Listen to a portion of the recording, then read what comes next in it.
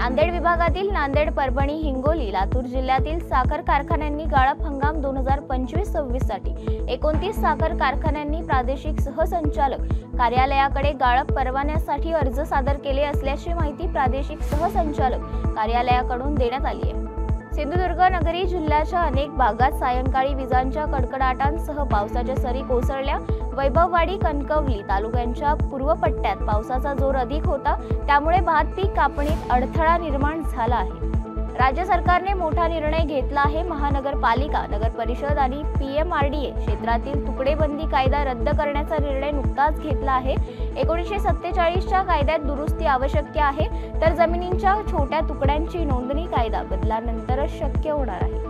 रबी हंगामात गव्हाच्या गुणवत्ता वर्धनासाठी शास्त्रशुद्ध खत व पाणी व्यवस्थापनावर भर देण्याचे कृषी तज्ज्ञांनी आवाहन केले आहे। खानदेशात रबीची पेरणी रखडत सुरू आहे। पेरणी सुमारे 15% पूर्ण झाली असून हरभऱ्याची सर्वाधिक सुमारे 30 ते 31 हजार हेक्टरवर पेरणी झाली आहे। खानदेशात यंदा सुमारे 4 लाख हेक्टरवर पेरणी अपेक्षित आहे। ही पेरणी जळगाव, चोपडा, अमळनेर, धुळ्यातील शिरपूर, नंदुरबार मधील शहादा भागात होत आहे।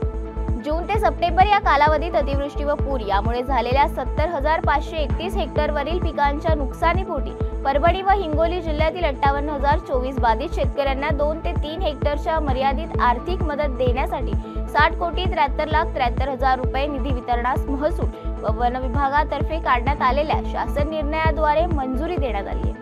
जालना बाजार समितीत दिवाळी पाडव्याच्या मुहूर्तावर सोयाबीनला 3,500 ते 4,100 रुपये दर मिळाला, त्यामुळे शेतकऱ्यांमध्ये उत्साहाचे वातावरण निर्माण झाले। राज्यात 2,165 क्विंटल मक्याची आवक झाली, तर नाशिक मार्केटमध्ये 1,765 क्विंटल सर्वाधिक आवक झाली। त्याच प्रतिनुसार कमीत कमी 1,300 ते जास्तीत जास्त 2,399 प्रति क्विंटल बाजार भाव मिळाला। तसेच पुणे मार्केटमध्ये आवक झालेल्या 3 क्विंटल लाल मक्यास प्रतिनुसार 2,500 ते 2,800 रुपये भाव मिळाला।